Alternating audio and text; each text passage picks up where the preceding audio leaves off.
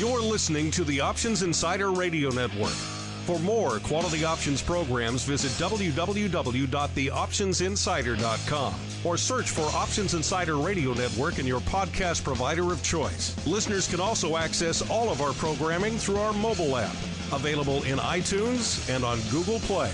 Don't forget to follow along with your favorite programs and submit your own questions for the hosts at twitter.com/options, facebook.com/theoptionsinsider, or via questions at theoptionsinsider.com. And now, it's time for the show that breaks down the options market, from unusual activity alerts to market analysis, strategy overviews, listener questions, and much more. If it involves puts and calls, then our all-star panel will break it down. It's time to hit the option block with your host, Mark Longo from the Options Insider Media Group, and co-hosts Uncle Mike Tosaw from RCM Asset Management, Andrew the Rock Lobster Giovinazzi from OptionPit.com, and Mark the Greasy Meatball Sebastian from OptionPit.com. And now, get ready to hit the option block. All right, everybody, that rockin' tune means it's time to rock out once again with the option block, everyone's favorite bi-weekly source for all things options related. A little bit of wit, a little bit of wisdom, a little bit of fun, all that goodness, some UA, some all sorts of craziness mixed together in that toxic brew that is the option block. My name is Mark Longo from theoptionsinsider.com, as well as from you know where, the network. So you guys can get it, you know where to get it. iTunes, TuneIn, Stitcher, the website, our mobile app, all those good spots, forth and sundry. Get them anywhere you can. If there's an outlet you can't find it on for some reason, but you like to get your podcast there, let us know. We'll make sure it's up there. And of course, you can always join us live at our new bat time on the same bat channel here, noon Central, 1 p.m. Eastern. So I hope you guys like the new time. I haven't really heard any complaints, no problems, no issues with that. I guess that's a good sign. Usually people are up in arms about change, but it seems like this one kind of flows. And I'm still kind of getting used to it myself, this talking during the markets are open thing, a little bit different. So it's kind of fun for us as well. And of course, however you listen, live after the fact, make sure you hit us up. Questions, comments, insights, pearls of wisdom. We do like to hear from you guys. And joining me on the old program today, let's see who we got. Let's spin the option block wheel. First, we land on that small, quiet hamlet way out in the hinterlands known as St. Charles, where we are joined by the man who, what are the odds, would also land at St. Charles Wealth Management. He is Uncle Mike Tosaw from St. Charles. St. Charles Wealth Management. Uncle Mike, welcome back to the show, sir. Always happy to be here on a lovely day in beautiful, sunny, scenic St. Charles. Every day's lovely under the weather shield, isn't it? Absolutely. We need to get that weather shield technology for the rest of the downtown metropolitan area, because it is quite advanced and quite lovely, if I do say so myself. And also joining us from, who knows, maybe he's joining us from the global headquarters of Carmen Line and Option Pit down here in the downtown area of Chicago, just a few blocks from here, from the studio. Or perhaps he's joining us from his home in that small town that changed America, Riverside, Illinois, or perhaps from a Costco near you. You never know. He is the greasy meatball, Mr. Mark Sebastian. Mr. Meatball, how are you? Where are you beaming to us from today? I am at our global headquarters, and yeah, it's great to be here. I love this noontime. It is so easy for me to you know, I'm not racing against trains. I'm not doing anything. I can see what the markets are actually doing. I can you know, look at all sorts of stuff, and it should be a lot of fun. But I'm loving everything about our noon start time. It's the best idea ever. There you go. Noontime is the best. You've heard it here from the meatball. Hopefully you agree. If not, we'll keep on rolling right on into the trading block. It's time to break down the latest topics, trades, and trends in the world of options. It's time for the trading block. All right, everybody, welcome to the trading block. And oh, what a couple of sessions it has been. I think to call them whipsaw heavy would be an understatement. Today, as we're recording this and streaming it live, a little bit past noon central here, the one true time zone. We're seeing kind of reverse of everything. Yesterday was kind of a big sell-off, kind of on, I guess, scant news. I mean, the turkey thing is not like that's exactly surprising people at this point, yet we kind of saw this kind of just a very aggressive sell-off. We saw VIX cash spiking. We saw VXX spiking up a couple of handles. How high up did we get in ye old VIX cash? Yesterday we got up to 1686. Madness, and today, of course, worm is turning right back around. S&P up 1%, Dow up 1.6% actually, and the Q's up nearly 0.8%. Let's see where we are in the Dow. Dow at 25, 55, 56, because people are making a big deal about this fact that the Dow is in its correction territory for the longest time in nearly 60 years. That's, of course, measured by its failure to move 10% above a closing low hit earlier in the year. It's now spent the longest period in correction territory, 131 sessions. That's going back to 1961. It needs to close at 25,886. So we're not quite there yet. Got about 300 more handles in the Dow, which, given the fact we're up 400 today, that could happen at any moment. So interesting stuff out here. Kind of crazy stuff. VIX cash, again, taking on the chin yet again. Off over a handle, 1.35 handles actually, or few percent of percent fans, over 9%. Right around 13 and a quarter right now. And just a whipsaw friendly day. Got as low as 1282 intraday. VXX, our old friend, coming back down after going right back up off nearly two handles again, flirting right back again with the 30 handle. Actually broke it again today, got down to 29.88. So this has just been all over the place, crazy. Mr. Meatball, you must be slinging things left and right in Carmen line these days. Yeah, it's been some really interesting and crazy trading. This yesterday was stupid. Today, all we did was spend 2 days going nowhere.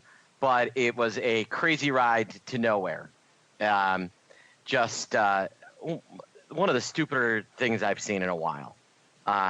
We sold off, and there was some China news that we sold off on, and now we're of course rallying on China news. So, kind of a crazy day. Now the thing driving the Dow today is Walmart. I don't know if you saw Walmart, but just unbelievable, knock your socks off earnings out of Walmart yesterday. It's up almost 10%. And what people like is that there's a ton of internet traffic. A lot of Walmart.com stuff.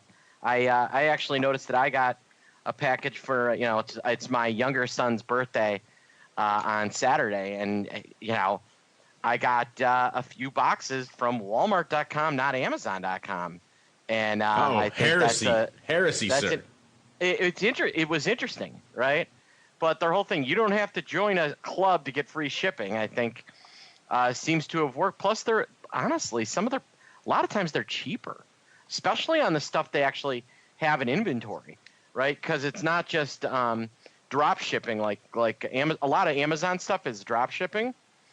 For those of you who don't know what drop shipping is, it's when the product is either produced or sold, bought and then sold directly without actually ever being a part of the seller's direct inventory.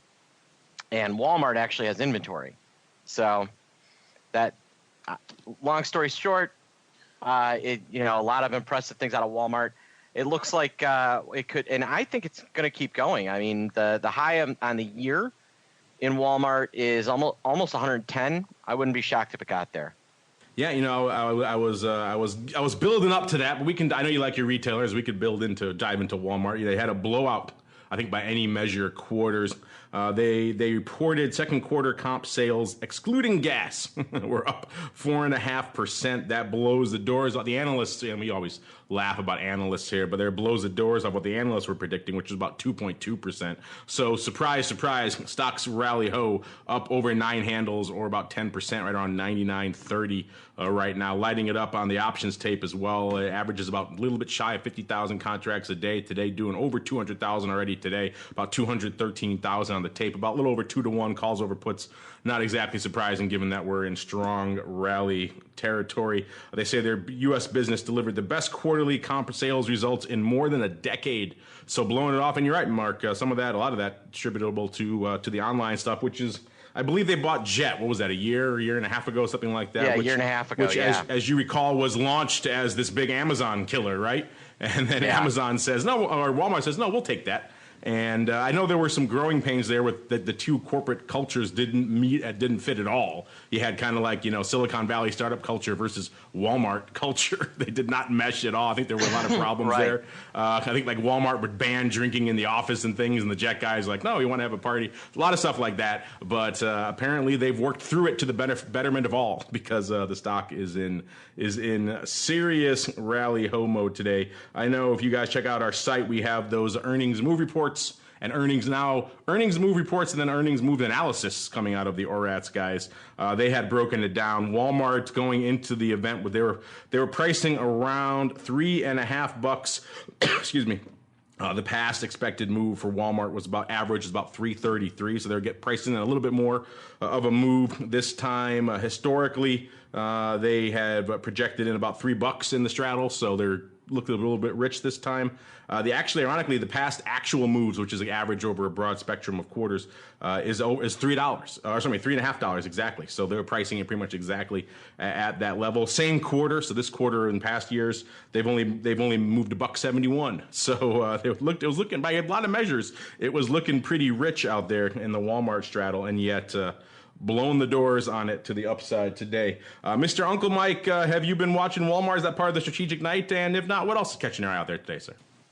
Well, in general, with Walmart, I think it's one where at some point everyone gets some type of a competitor of some sort. You never know what, but even Amazon is not immune to actually getting some type of competitor. Walmart's not in the strategic night. I actually have it in a very small position of it,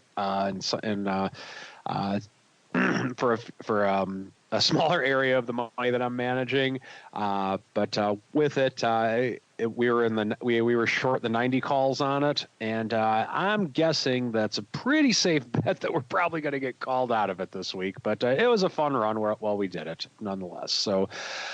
With this today, this has been a very fun week for me in that the market's down on Monday, was able to sell a put spread. Market's up on Tuesday, get out of the put spread. Market's down yesterday, sell a put spread. Market's up today, haven't gotten out of it yet, but probably going to get out of it at some point today, just depending on where we finish at the day. So days like this, I think that when we have a week like this and we're down with the volatility going up like it has, this has been a phenomenal opportunity for selling put spreads with money that was already on the sidelines that we're waiting to sell put spreads with, quite frankly.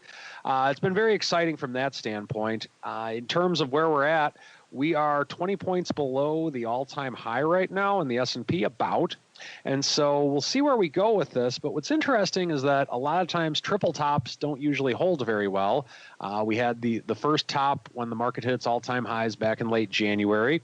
We didn't quite test it last week. We came close to it, but we didn't quite test it. But now we might have the momentum to break through and get some new all-time highs in the S&P.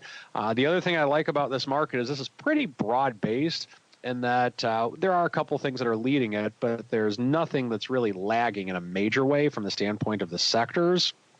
And combine that with we actually have had a pullback recently in energy, so there could be reason to believe energy might rally a little bit more, and financials have had a little bit of a pullback as well. So some things to watch, to say the least. To say the least, indeed. Another thing to watch, the name you guys are probably a wee bit familiar with these days. Good old Nvidia. This is usually where we're talking about them coming out after the bell, but we're in the middle of the day now, so we're going to talk about what's lining up for them over there. And Mr. Meatball, I know the crazies in the pit chat like to sling some Nvidia back in the day. Are they still sling this one hot and heavy? Yeah, but you know me and earnings, we're not friends. Very rarely do I play earnings, but I'm going to play this tomorrow after their earnings come out. Straddle's pricing over $15, $15.40. So $260 stock, call it about 5%. Yeah, it's looking fairly rich. You're right, coming. I don't unfortunately have the earnings move analysis from ORAT, so I can't look. Look, I don't know if they have that name in there. Maybe they do. I'll have to go check. Check our website, theoptionsinsider.com. You'll learn, listeners. But yeah, that's the one where they'll break down past quarters, previous quarter. That's an interesting one for Nvidia. Nvidia, because you know, if you've been following the space at all, this thing kind of just turned on a dime back a couple of years and change ago now. I remember it was at the CES event where it seems like everyone all of a sudden woke up to the fact that in January that Nvidia makes all the chips for mobile, and it started going from there. Of course, they've been riding this crypto wave as well. You literally can't get some of these high-end gaming cards anymore, these graphic cards. They're just not available because all the crypto heads are sucking them down like crazy. So it's been good times for Nvidia. They're also known to make some cool stuff for the option space too, in terms of how that CUDA stuff comes to work for a lot of options, a lot of series updating at the same time across the board. And go figure, those GPUs pretty well configured to actually handle that analysis. Probably better than a CPU, actually. So they have a lot of little industries in their back pocket should they choose to go after them. And the stock kind of unched right now, kind of waiting and seeing going into earnings. As Meatball said, they're pricing a little bit shy of 6% going in on that straddle. Stock hovering right around 259.5.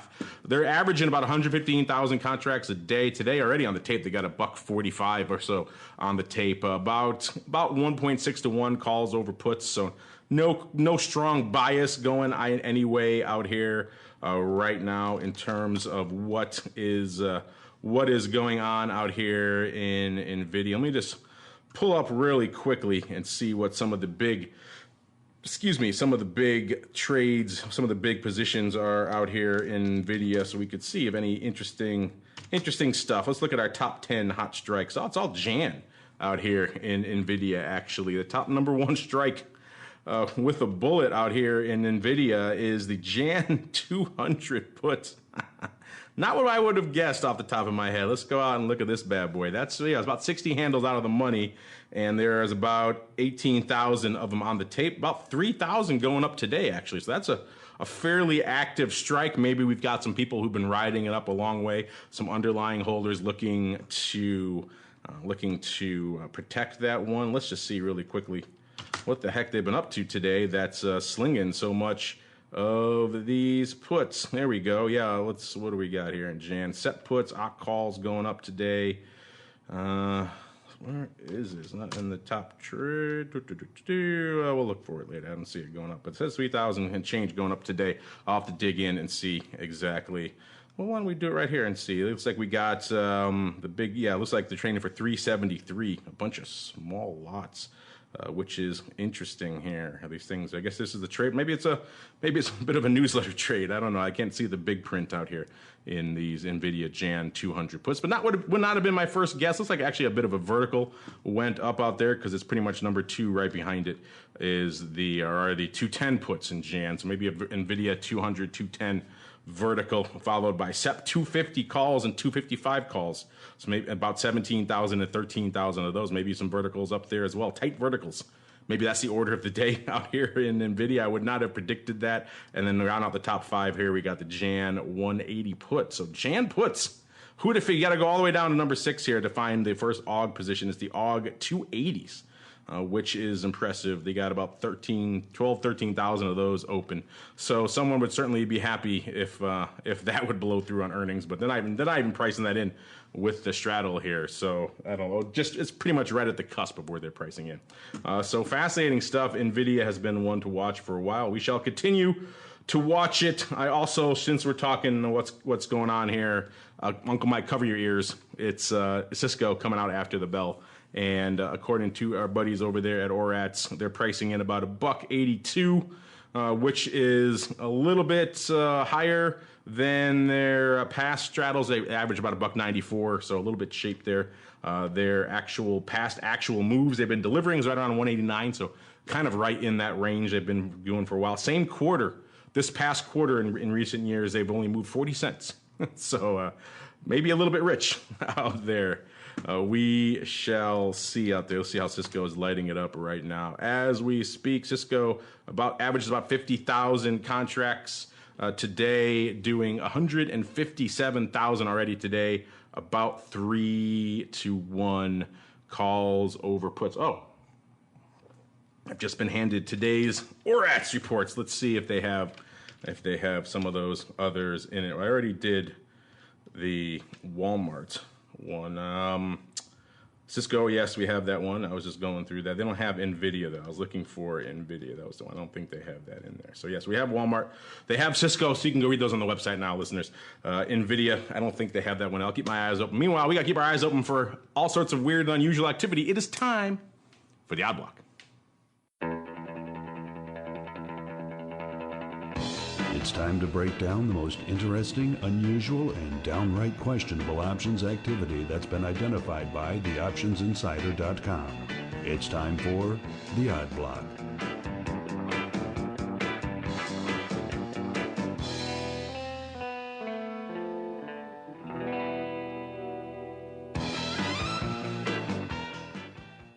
All right, everybody, that funky tune means it's time to get funky here on the old Odd Block, or I should say the Option Block, because it's time for the Odd Block, the portion of the show where we get weird. And let's see, what's weirder these days than Tesla? It's moving, it's shaking. They're going to get bought public or go private. They got the funding secured. Oh, wait, the SEC says no, no, no. They say the Saudis say they're not interested. Musk says they are. They're going to get $70+ billion.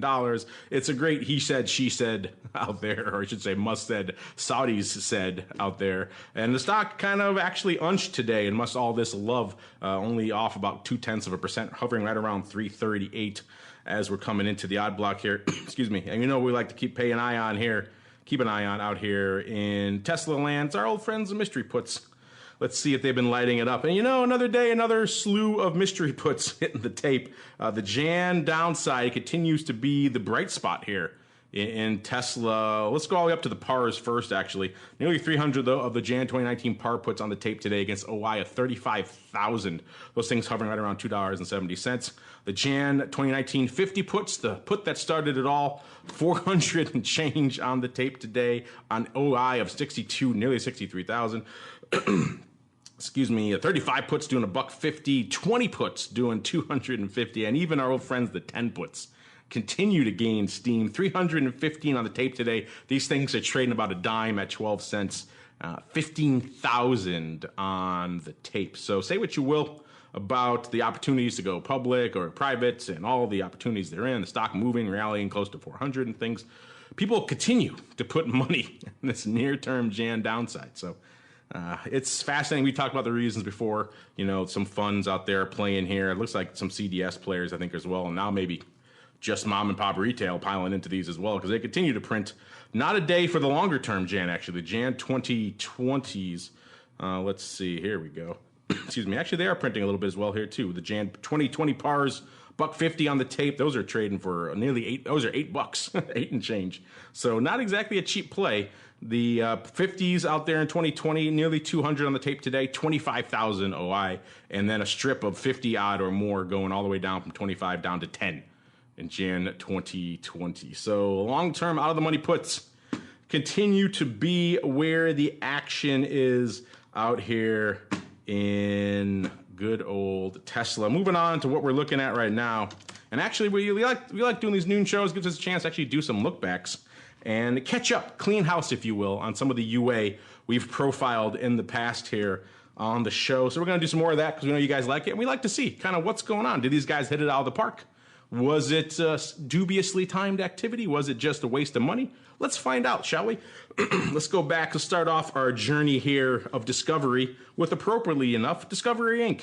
Ticker symbol DISCA, D-I-S-C-A, closing today trading today about 26.41 or so, up about 1.3%. So a good day for DISCA. This is the name that does about 2,700 contracts a day today, looking pretty light. But we were actually going back to activity we saw back on the 19th of July, so almost exactly a month ago. What we saw looked like an interesting bullish risk reversal. At the time, it seemed interesting. We saw paper coming in, looks like blasting out the AUG 25 puts for 45 cents, and then looks like they were buying the 27.5 30 vertical, doing that one for 73 cents. So net on the trade, it was 28 cents. 28-cent debit to do this this spread here. They're paying for it. Obviously, the calls were a little bit meatier there. And fast forward to, it seemed like, so obviously a bullish risk reversal. They're looking for a nice upside pop right up to that 30 strike would have been ideal. And they didn't, so far at least. Obviously, this trade is still going. It's still open, spoiler alert, excuse me. But it didn't really work out in their favor, this one. The stock in this period, in the month that it's been open or so, hit a low of about a little bit shy of $25, about 24.72. Obviously, that's not good for bullish risk reversal land. Those 25 puts were in the money. And then fast forward, it hit a high of 27.33. So getting close for those calls to be in the money, but not quite. That was almost immediately after this trade went up, like a session or two after. So it looked like they were on the right track. Initially, trade was looking good. And then time is not the enemy, not the friend, I should say, of any really long premium trade. This trade is pretty much all still open. And the thing is, well, the puts are worthless, which is kind of good. But the problem is the calls that he paid for also kind of worthless. These 27.5s are at a nickel. The 30s clearly are even worse. So, yeah, overall, it looks like his 28 cents ain't coming back anytime soon, but he's got time. He's got exactly 1 day for this trade to work out. So far, at least, this guy seems like he was a little optimistic. This was obviously an earnings play. Earnings in this name, listeners, came on the 7th. So he put this on a few weeks ahead of time. And clearly the earnings were not exactly robust. It opened at 26, closed that day at 24.72, and kind of hasn't really looked back from those levels since too much. So it's been, looks like a lot of effort, a lot of Sturm und Drang, signifying nothing, Mr. Meatball. Would you concur as well? Someone, unfortunately, putting a little bit of money out to pasture here. Yeah, for sure. I believe that is exactly what happened. Are you a bullish risk reversal man? I've always been a fan of that strategy. Is that a go-to for you? I like getting paid to be long. It's one of my favorite. I mean, why wouldn't you want that? When you get a good skew, selling puts to go and then buying calls and taking it a credit.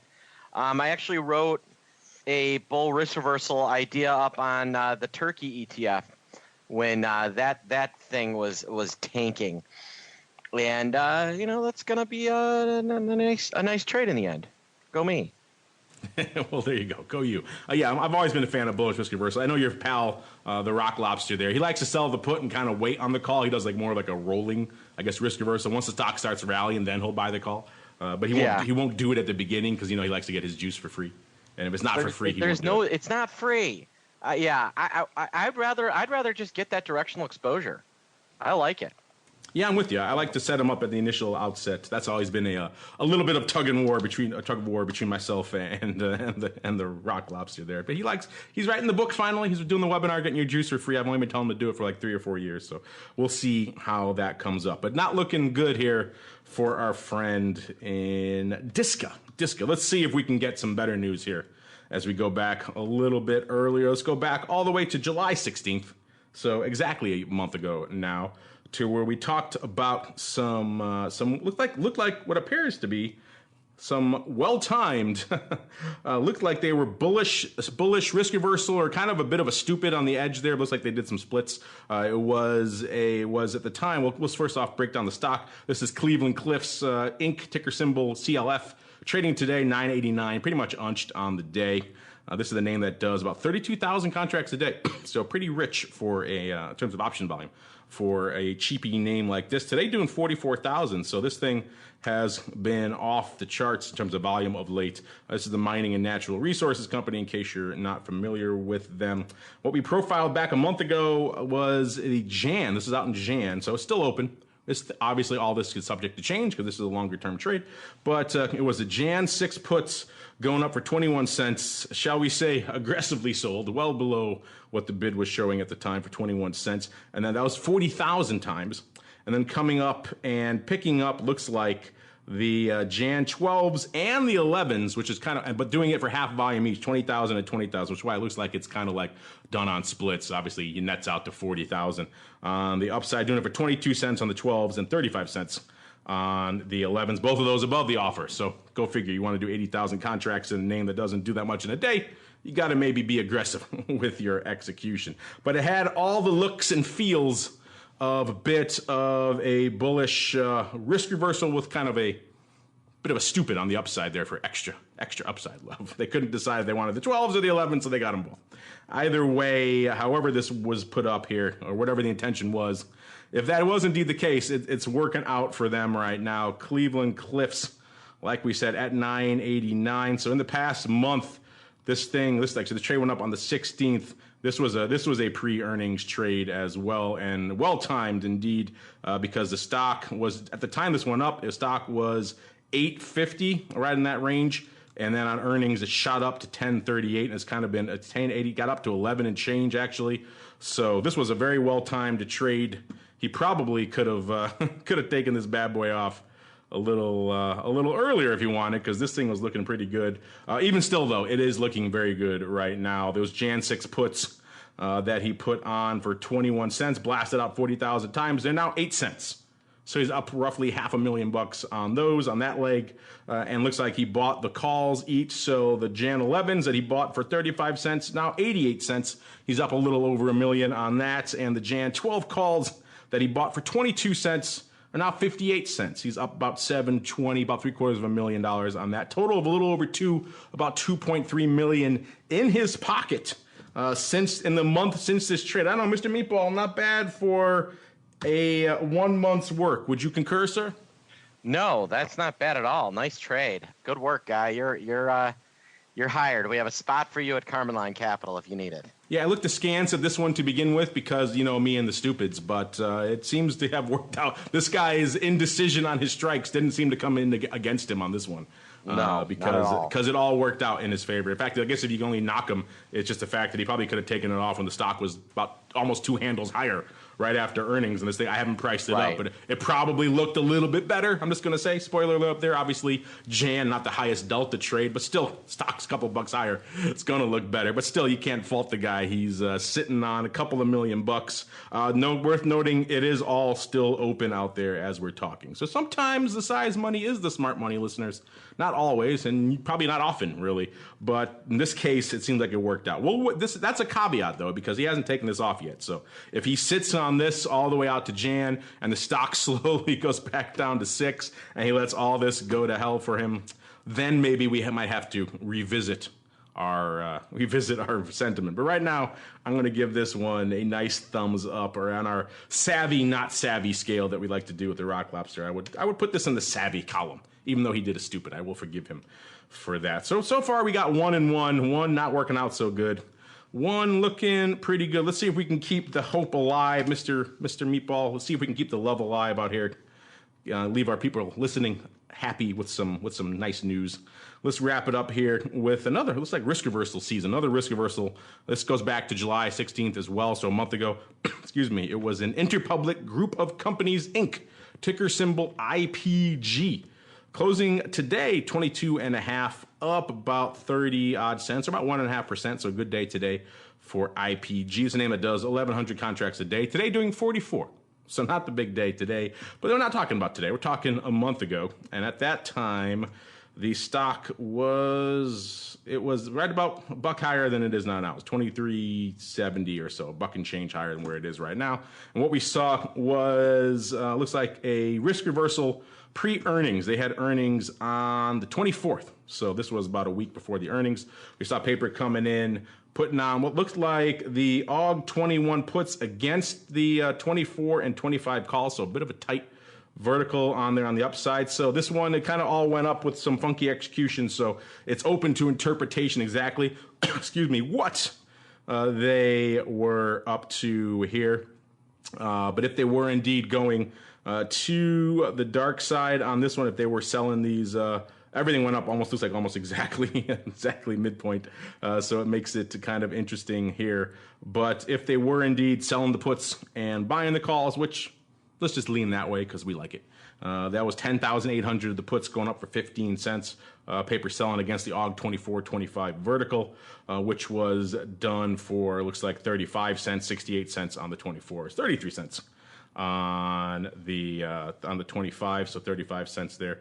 And pretty much, if that was indeed the case, stock almost immediately kind of went against them. The stock dropped nearly $2 till from the day of the trade till pretty much right before earnings. So this trade was already in the toilet almost immediately.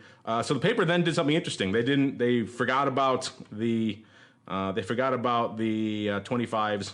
They forgot about the 21 puts, and they kind of immediately closed the 24 calls a couple of days later on the 23rd. They did it for 12 cents before the earnings, and then they bought 5,500 more. It looks like rolling down of the 23 calls for 37 cents. Already, if that was indeed the case, if they bought those, already perhaps taken a bit of a bath on these. It is possible they did the collar listening. It is possible they bought the puts and sold the vertical.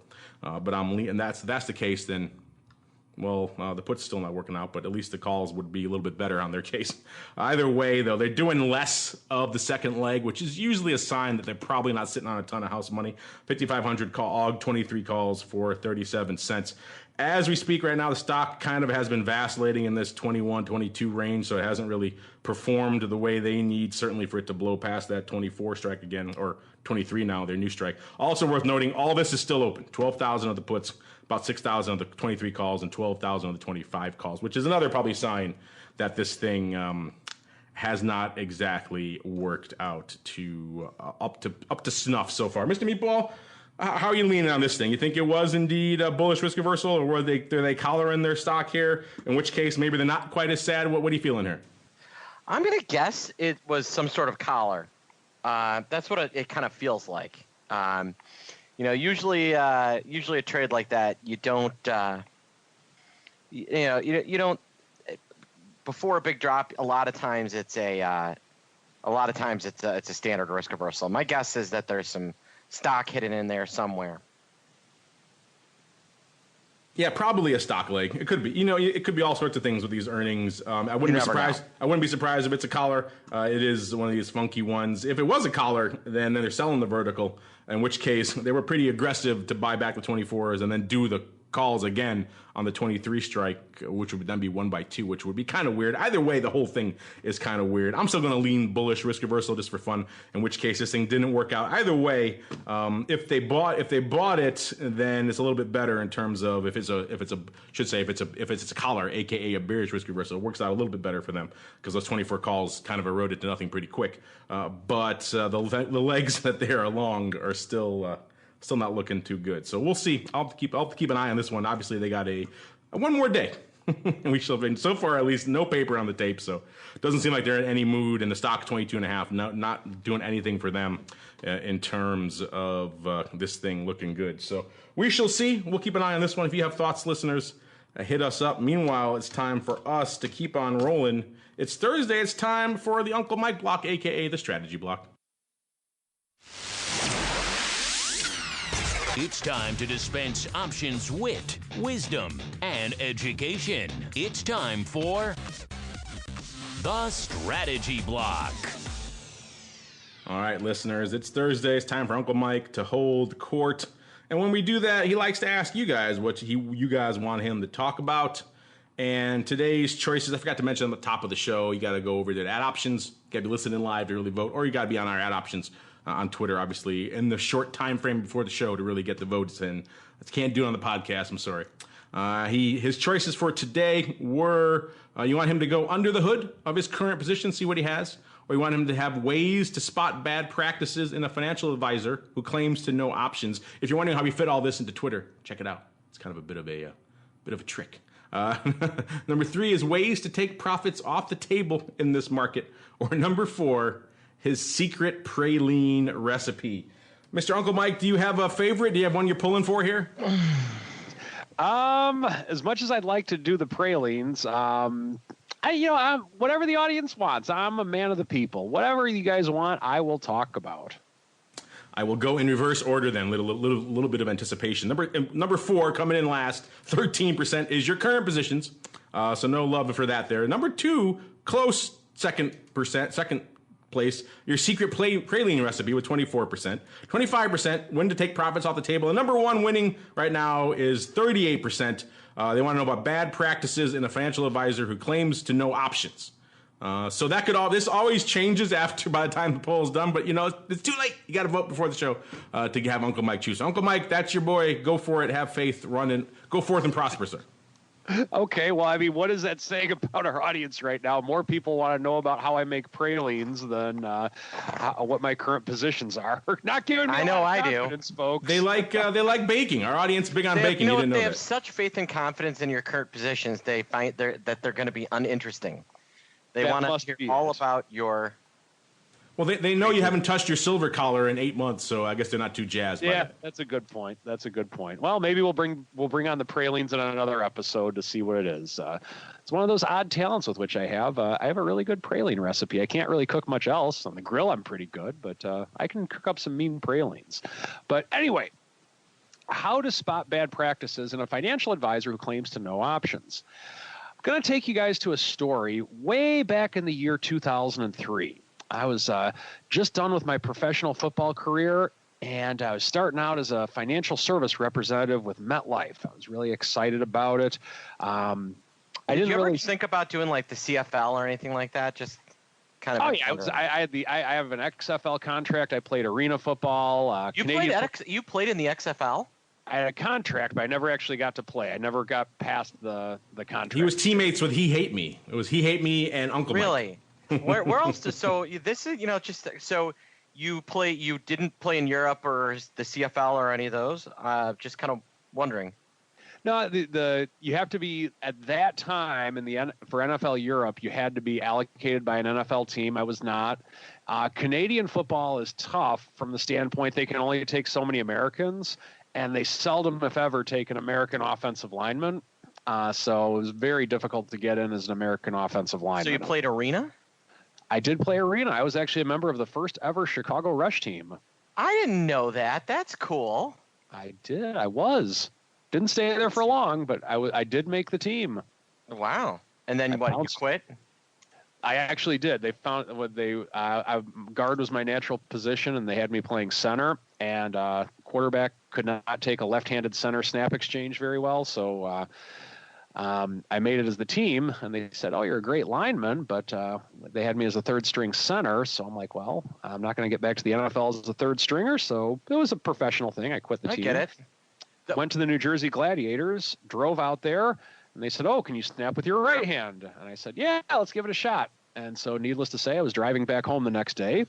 And then so finally, I got in touch with the Wichita Stealth, and I specifically said to them, "I snap with my left hand. Is this a problem?" And they said no. So I ended up starting 9 games for them. Had a contract. I could have come back the next year, but I just remember laying on the floor of a bus like 2 a.m. one night, coming back from Bossier City, Louisiana, and thinking, okay, this has been good, but I think if the NFL calls me next spring, I'll go. But if not, I think this is going to be time to start trading some options or doing something else. See, like I you know what? I've done the show with you for what now, 6-7 years. Mark, did you know that story? I didn't know the left-handed snapping. No, yeah, I didn't know about a lot of this. I think that's kind of neat. I'm fascinated by your. I didn't know. I always thought you were a guard. I didn't know that you could play center. That's impressive.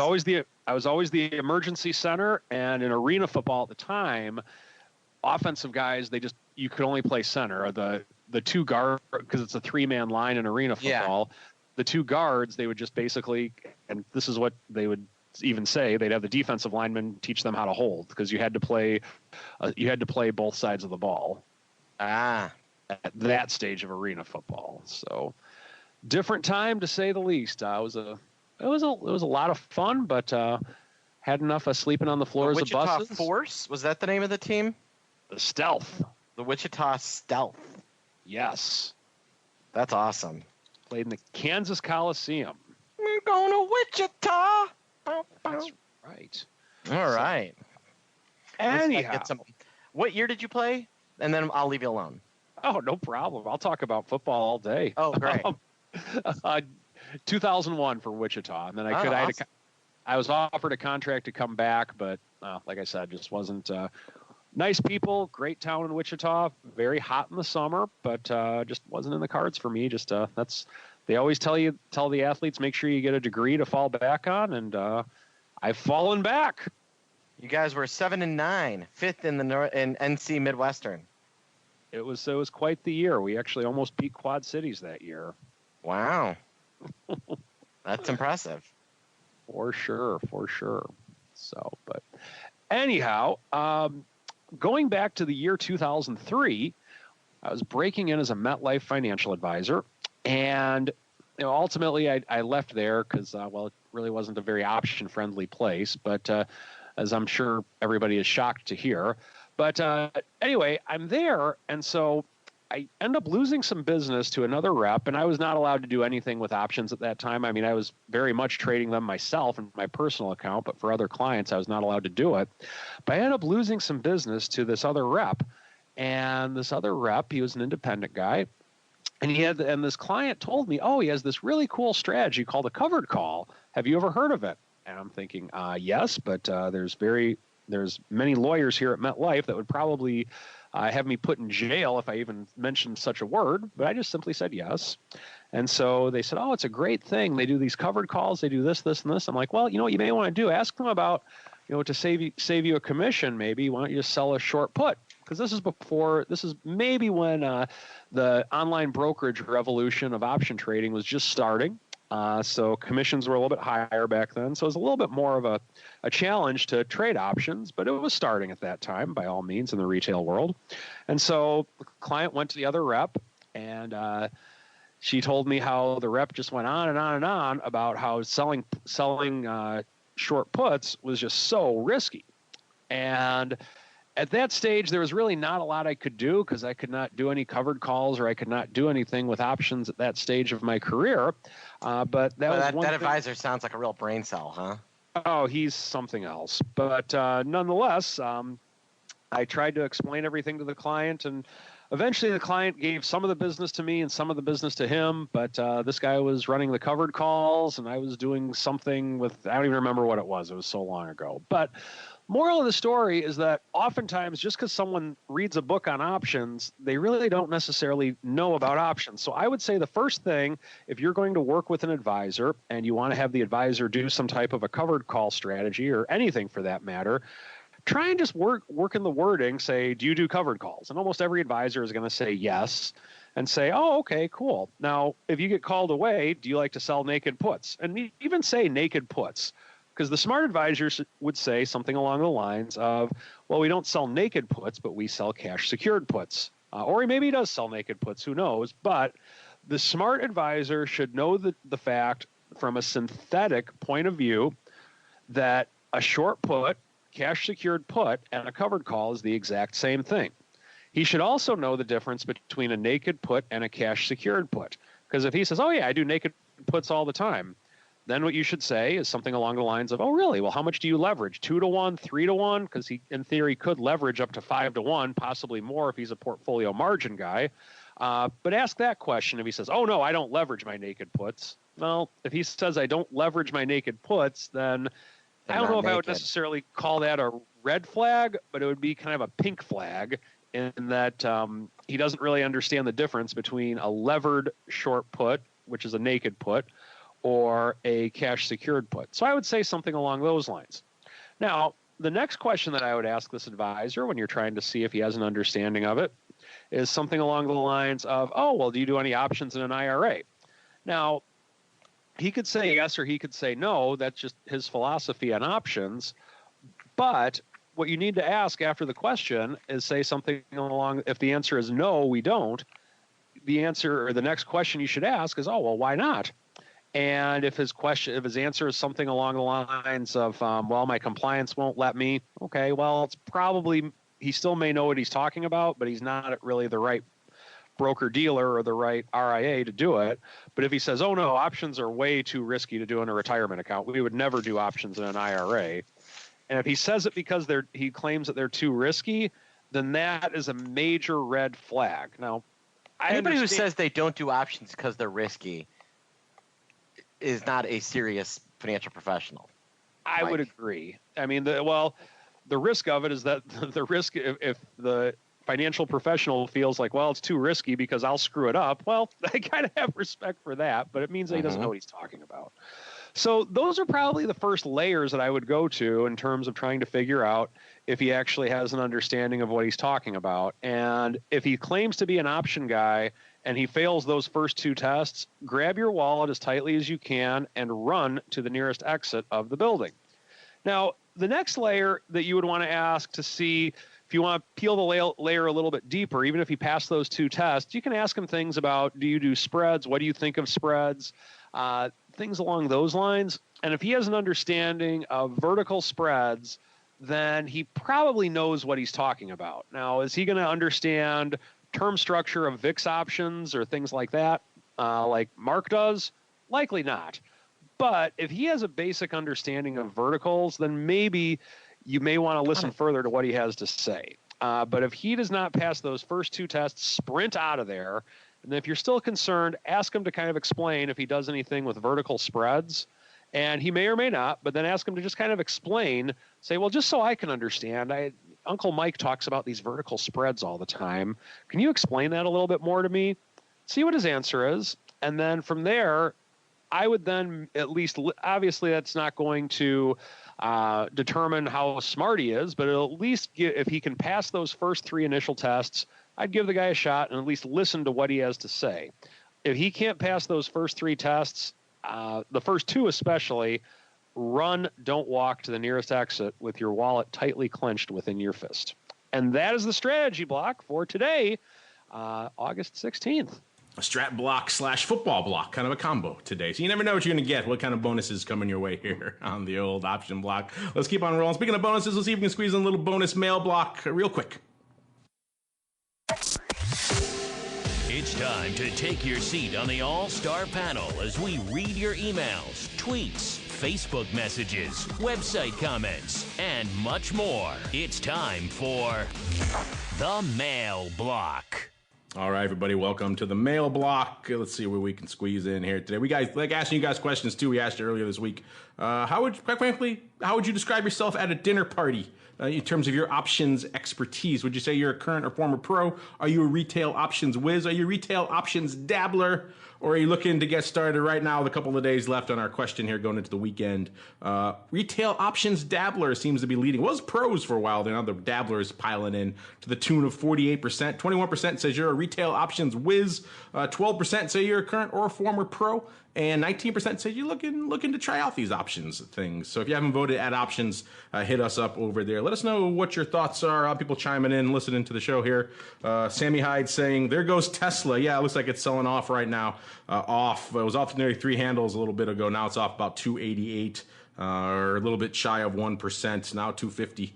So yeah, I guess it was selling off. Maybe, I don't know what Musk said during the show that spooked people, but it's probably an errant tweet that's driving things down there as a result. Seen about 140,000 contracts on the tape today, roughly even calls to puts. So no crazy things lighting it up out there in Tesla. People still asking about Nvidia. We got Ann and Rain saying you could discuss Nvidia options with earnings today. We kind of did that at the top of the show, so if you missed it, when we're done, we'll hit the we'll put the publish button for here, and it'll go publish. The recording live stream will be published up at Mixler, so you can listen to that again. We'll of course have the nice edited, lovely podcast up for you probably later today, so you can tune into that. But real quick, I'll give you a real quick rundown of kind of what we touched on earlier in the show. Is so far, at least going into the earnings, we have it here. Let me pull it back up for you here. They were pricing in a little bit shy of about $16, about 15 and change, which was a little bit shy of 6%. The stock, of course, right now kind of unched right around 259.50. No crazy bias to the volume we're seeing up right now. About 1.5 to 1 calls over puts. About 100,000 calls on the tape. About 63,000 puts. The average about 115, so stronger than the ADV. What did surprise us though, and if you want more of this stuff, hit up the Flow Master, Mr. Schwartz, there in the chat room, because he's got all the data on this stuff. But if you do that, you'll see what's surprising about about what's in NVIDIA. What surprised me, at least, was what people are actually have on in there, which is not probably what you'd think, which is kind of some of the crazy near-term stuff going into earnings, AUG calls, things like that. It's Jan puts. Jan 200 and 210 puts are kind of the big open positions right now, about 18,000 each. Looks like a vertical went up there. Jan 200, 210, about 3,000 of those hitting the tape again today, which is kind of interesting. So maybe someone taking off some of these puts ahead of earnings. That is something I want to have a little bit more time to dig into after the show to see myself. SEP upside also, but tight upside. SEP 250 and 255s with about 17 to 13,500 open each. So maybe a bit of a tight vertical there as well. Either way, not at all the paper I'd expected. The big stuff open. You got to go all the way down to about number 6 or 7 here. Does that about 7 to get the AUG 280s with about 12,000 and change, and the 2.5 puts with about 12,000 and change there. So that's the only pretty much AUG on the list. So that does surprise me, but given what we've seen out here in NVIDIA, and unfortunately I don't have an earnings move report. If you hit up the folks over there at ORATS, ORATS, go to ORATS.com. Hit up Matt and his team, say, hey, can you crank one of these out for NVIDIA? I bet you they'll do it. Tell them you listen to the odd block or the option block, and tell them Mark told you to go ask him. If you go hit up Matt and his team, or at Option Rats on Twitter, go hit him up there. And I guarantee you they'll probably put together earnings move report with all this good stuff here in terms of expected move, past expected moves, all that kind of stuff. If they know you want it, they'll hit it up. So at Option Rats on Twitter, hit them up. Say you want the full earnings move report for NVIDIA. And I bet you maybe they'll accommodate you. They're pretty accommodating over there on their team. Meanwhile, we got to go. Keep rolling, though. Almost done here. Into our final segment. It's time for Around the Block. It's time to tell you what we'll be watching on our trading screens until the next episode. It's time for Around the Block. All right, everybody. Welcome to Around the Block. This is the portion of the show we tell you what we're watching for the rest of this week into the weekend. We'll start with you, Mr. Meatball. What are you watching for the rest of this week, sir? I'm going to be watching this crazy market, whether it stays up or it goes down again or what. My gut is 28. We run right back into 28.60 tomorrow. We shall see. We'll be chatting again tomorrow on Values probably, so we'll see if you can amend your opinion by then. We shall see. I think we'll see how we look in VIX cash land. I think all of us. Well, actually, I don't think I'm looking too bad where I am. I think I was 12.25. I think so. We'll see. We can easily be there about a 13 handle right now. We could easily be there by showtime tomorrow, which would certainly be. I would not be upset about that at all. Mr. Uncle Mike, sir, same question for you. What's obsessing you going into the weekend, sir? I want to see if we can make a new all-time high tomorrow. Forget this 2060 nonsense. I want to see 2073. Forget this 2860 nonsense. I want to see 2873. I want to say my trademark saying on Monday. We got to do it. Let's make this happen, market. Come on.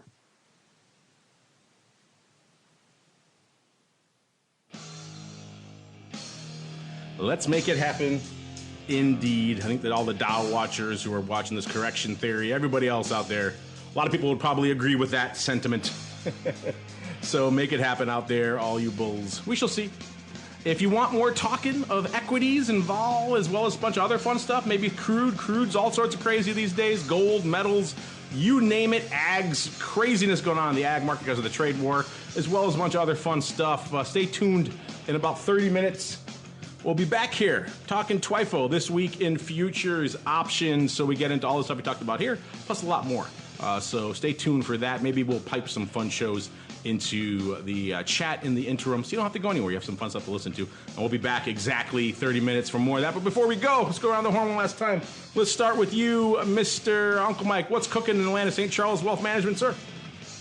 In the near future, we will be having an in-person event here at the local office in St. Charles, hopefully by mid-September.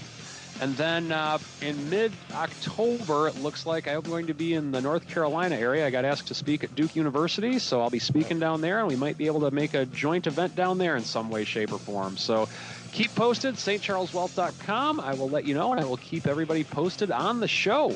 Well, and we're getting nearer. Aren't we near another big milestone option block? When are we going to do our next big, huge live option block. You keep asking me for these dates here, sir. That means I got to go to my own website. It's hard work. Give me 1 second.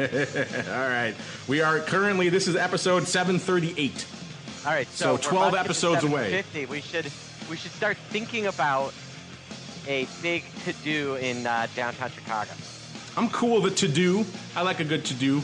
So yeah, let's think about that. I'm not above such things. If you're in the Chicago area, you'd like to join us for a to-do, hit us up, let us know. Yeah, hit us up, let us know. We like to see you folks when we do our to-dos. In the interim, if people want to learn stuff in the meanwhile, Mr. Meatball, what should they do? Where should they go?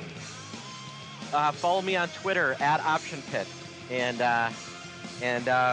buy my book, Trading Options for Edge by Mark Sebastian. Buy his book, indeed. Mark Sebastian. Look on Amazon there, all your major bookstores. You can find it. On behalf of the Meatball and Uncle Mike and myself, I thank all of you out there for downloading, streaming, and subscribing, and of course for tuning in live, sending questions, all the fun stuff that you do. If you're listening now, stay tuned. We'll pipe some fun stuff in there to the chat. We'll be back in 28 minutes for all things TWIFO. If not, we'll see you back here tomorrow for Volatility Views and back on Monday for the Option Block.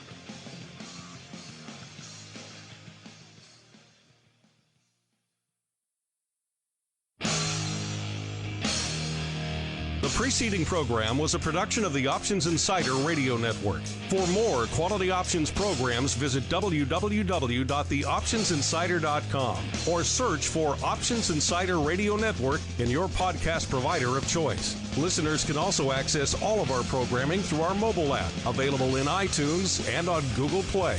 Don't forget to follow along with your favorite programs and submit your own questions for the hosts at twitter.com/options, facebook.com/theoptionsinsider, or via questions@theoptionsinsider.com.